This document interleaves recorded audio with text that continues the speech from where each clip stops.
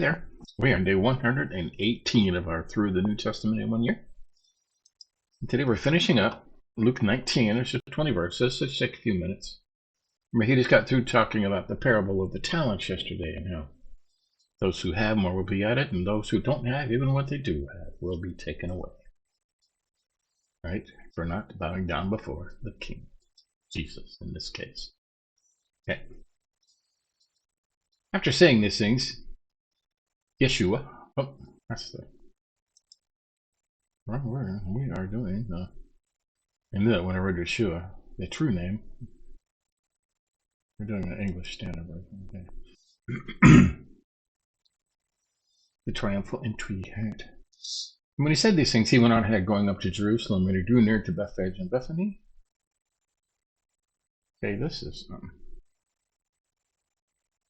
yesterday, so how strange. Today is the 28th. I have to check if I did that yesterday. I remember reading about that. So. Right. So we're starting chapter 20 today. Okay, I got my days mixed up here. No, the authority of Jesus challenged. One day, as Jesus was teaching the people in the temple and preaching the gospel, the chief priests and the scribes with the elders came up and said to him, "Tell us by what authority you do these things, or who is it that gave you this authority?" He answered them, "I will also ask you a question. Now tell me, was the baptism of John from heaven or from man?" And they discussed it with one another, saying, "If we say from heaven, he will say, then why did you not believe him? But if we say from man, all the people will stone us to death." Right? They already know they're wrong. For they are convinced that John was a prophet. So they answered that they did not know where it came from. Jesus said to him, "Neither will I tell you by what authority I do these things." Right? They know. They know. Right? The parable of the wicked tenants. This is about Jesus too. Okay, this is a parable about his crucifixion. Right? In the world.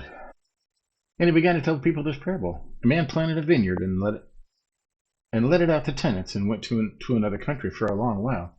When the time came, he sent a servant to the tenants so that he could give him some of the fruit from the vineyard. Right? That's the pay. But the tenants beat him and sent him away empty-handed. He sent another servant. They also beat and treated him shamefully and sent him away empty-handed. Yet he sent yet a third. This is prophets, okay? This one they also wounded and cast out. The owner of the vineyard said, "What shall I do? I will send my beloved son. Perhaps they will respect him." Seeing a correlation here? But when the tenants saw him, they said to themselves, "This is the heir. Let us kill him so that the inheritance may be ours." And they threw him out of the vineyard and killed him. What then will the owner of the vineyard do to them? He will come and destroy those tenants and give the vineyard to others. That's us, right? The Gentiles. When they heard this, they said, "Surely not." But he looked directly at them and said, "What then is it that is written? The stone that the builders rejected has become the cornerstone." That's Isaiah, right? Oh, head of the corner. Everyone who falls on that stone will be broken to pieces, and when it falls on anyone, it will crush him. Wrath, right?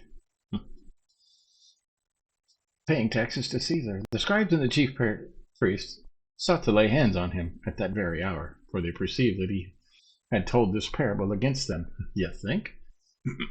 But they feared the people. So they watched him and sent spies who pretended to be sincere that they might catch him in something he said, so as to deliver him up to the authority and jurisdiction of the governor. So they asked him, "Teacher, we know that you speak and teach rightly and show no partiality, but truly teach the way of God. Is it lawful for us to give tribute to Caesar or not?" But he perceived their craftiness and said to them, "Show me the denarius.